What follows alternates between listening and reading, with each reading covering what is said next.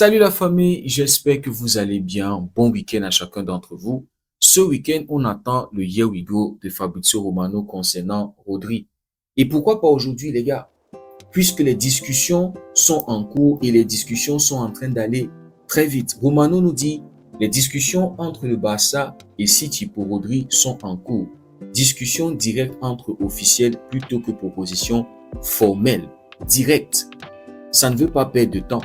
Déjà qu'il n'y a même plus assez de temps. Je crois que dans 2 semaines, les championnats vont reprendre. Il ne reste que la semaine prochaine pour les préparations.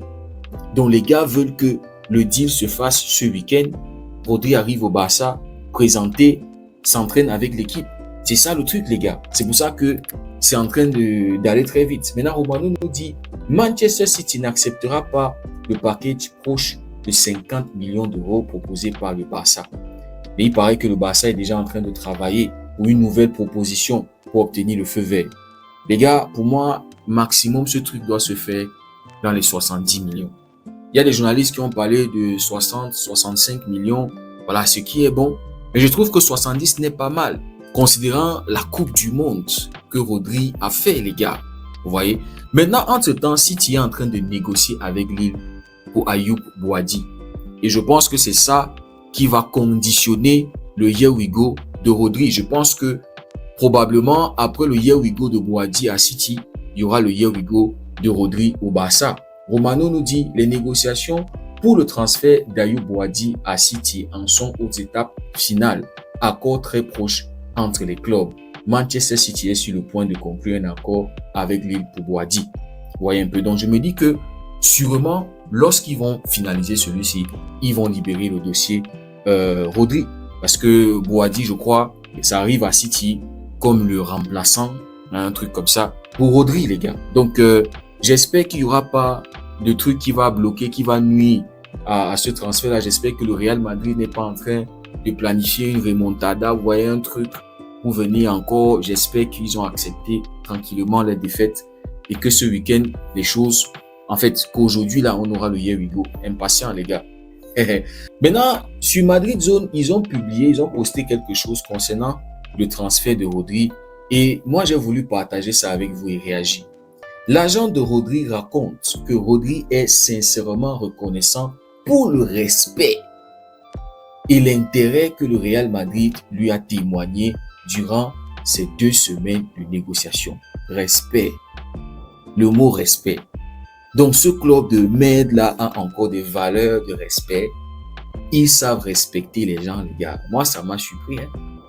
Avec un président dictateur qui se croit tout permis. C'est-à-dire, pour lui, il doit tout avoir. Donc, ce club-là respecte encore les gens. Ça m'a étonné, les gars. Il dit que le Real, de leur président au PDG en passant par le staff, ont tous fait tout ce qu'ils pouvaient pour le signer. Lui ont fait une offre irréfutable, irrésistible. Le genre d'offre que tous les joueurs vont prendre le stylo directement et signer. Je pense que c'était le cas pour Bernardo Silva lorsque le Real Madrid avait fait l'offre. La même chose pour Cucurella. Les gars n'ont pas pu résister. Les gars n'ont pas pu attendre le Barça. En fait, mais Rodri, qui préfère le football à l'argent. Et vous voyez, les Madrilènes ont cette habitude de dire, ouais, nous on a l'argent, on n'est pas un club pauvre comme vous les Barcelonais. Vous voyez, l'argent n'achète pas tout, les gars. L'argent n'achète pas tout. Il y a encore des personnes sur cette planète qui ont une dignité, qui savent ce qu'ils veulent. Rodri a préféré le football que l'argent. Et ça dit long du Real Madrid. Les 2 dernières saisons du Real.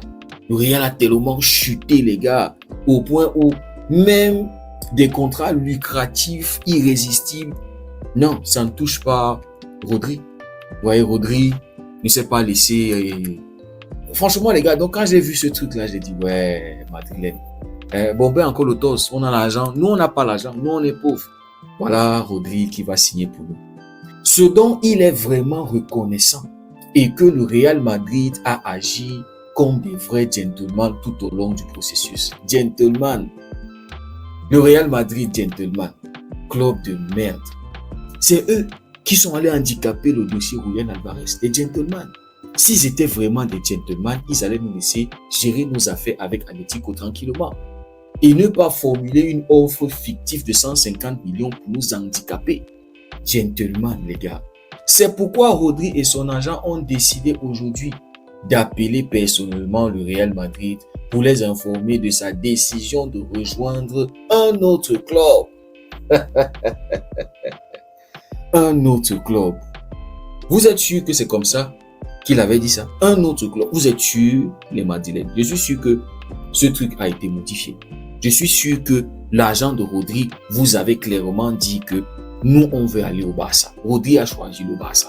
Mais vous voyez, les Madrilènes n'ont pas le courage de prononcer le Barça. Ils n'osent pas. Parce que Barça dans leur bouche, ça brûle. Je crois qu'il est interdit de prononcer le mot FC Barcelone au Real Madrid. Parce que dès que tu prononces FC Barcelone, ça tremble. Il y a tremblement de terre au Real. Tremblement de terre, ça brûle les gars, ça panique. C'est pour ça qu'ils ont perdu toute leur valeur et ils vont s'associer à Atlético pour se ridiculiser sur les réseaux. Donc quand ça parle de gentleman, de respect, je me pose des questions.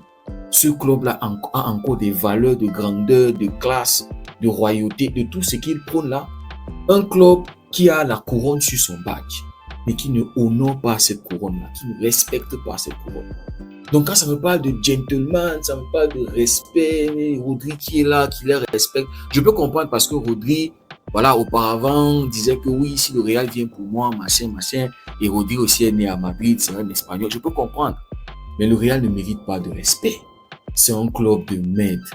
C'est un club qui a perdu sa dignité et tout ça aussi, depuis qu'un certain Kylian est arrivé dans ce club-là, les gars. Le comportement des Madrilènes, vraiment dégueulasse.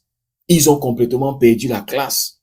Ils ne savent pas perdre avec dignité. On l'a vu lors des 2 dernières saisons. Commence à harceler les habits, commence à harceler les institutions sportives en Espagne. Donc aujourd'hui, les Madrilènes n'osent pas dire le Barça. Parce que Rodri était clair dans sa tête qu'il voulait le Barça. Et c'est sûr qu'il les a fait connaître ça. Je m'en vais au Barça.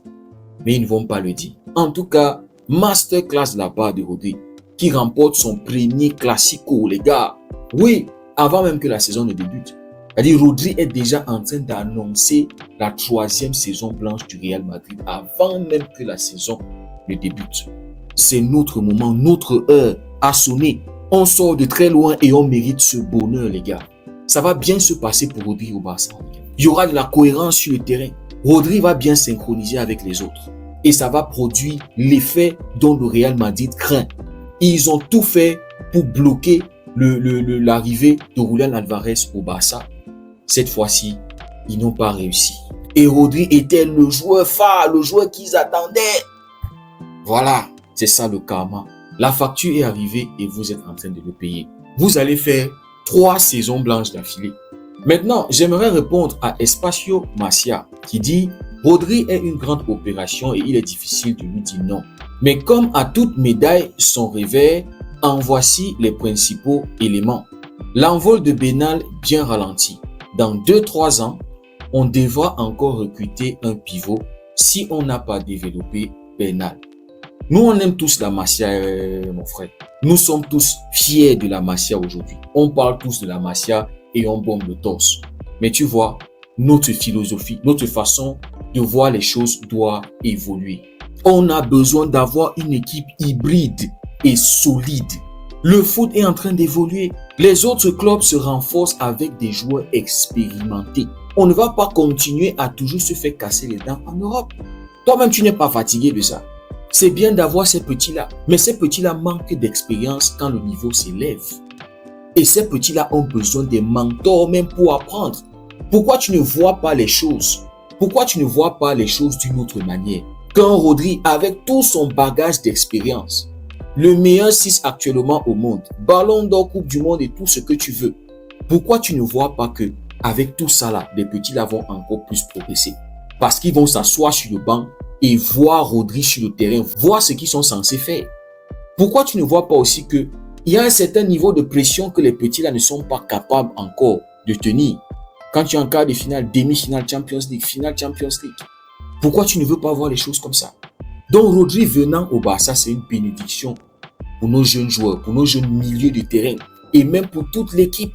Je pense que là, on a trouvé le bon remplacement de Lewandowski. C'est-à-dire un joueur cadre, jusque sur un autre poste au milieu de terrain. L'arrivée de Rodri va bénéficier énormément à nos jeunes joueurs. Pedri, Benal, Gavi, tous ces jeunes-là. Et moi, personnellement, je ne pense pas que les petits-là n'auront pas du temps de jeu, considérant tous les matchs qu'il y a dans une saison. Rodri aura plus d'importance en deuxième partie de saison. Donc, normalement, en première partie de saison, Hansi Flick doit bien manager son temps de jeu. On doit prier que Hansi Flick fasse tourner, fasse des rotations, qui ne commet pas les bêtises des 2 dernières saisons où il cramait ses joueurs et puis deuxième partie de saison, les gars se blessaient. Donc, nous dit que ça va freiner la progression de Benal, je ne pense pas. Benal aura maintenant un mentor au poste de 6 parce qu'il est censé être un 6 pour le Barça. Et avec Rodri, il va voir ce qu'un 6 doit apporter à une équipe. C'est-à-dire qu'il aura la pratique avancée de tout ce qu'il avait appris à la Masia. Donc, au lieu de vouloir voir le négatif, Espacio Masia, on voit que ton compte est spécialisé pour les petits de la Masia. Ça se voit que tu as tellement d'amour pour les Massiens. Et ainsi que nous. Mais je pense qu'on doit mettre un peu de côté nos émotions et voir le bien-être du collectif. Et voir le bien-être du club remporter des trophées importants pour pouvoir amener de l'argent pour continuer à développer notre club, notre équipe. Donc les amis, Rodri sera une bénédiction pour notre équipe, franchement. Maintenant, on nous dit que Ferran Torres a donné son autorisation au PSG de commencer les négociations pour son transfert. Donc apparemment, Ferran ne va pas rester. Malgré le fait qu'on est en train de faire venir Rodri, on va le remplacer avec qui, les gars? C'est ça la question. Parce qu'on voit que Ferran Torres est en train de progresser. Il est en train d'entrer à son prime. Si on le vend, ça sera pour le remplacer avec qui? Peut-être un Mikel Oyarzabal. Je ne sais pas trop, les gars. En tout cas, affaire à suivre.